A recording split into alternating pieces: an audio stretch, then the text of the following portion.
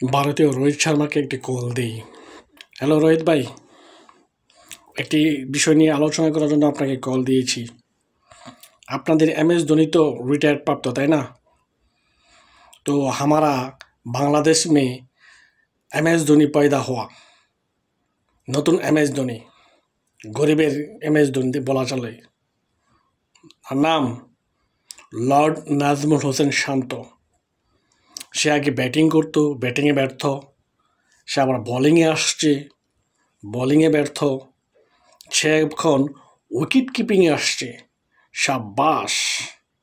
ও ইয়া। আপনারা কি তাকে নিতে চান? নিতে চাইলে তাকে অতি দ্রুত বাংলাদেশ থেকে আপনারা নিয়ে যান।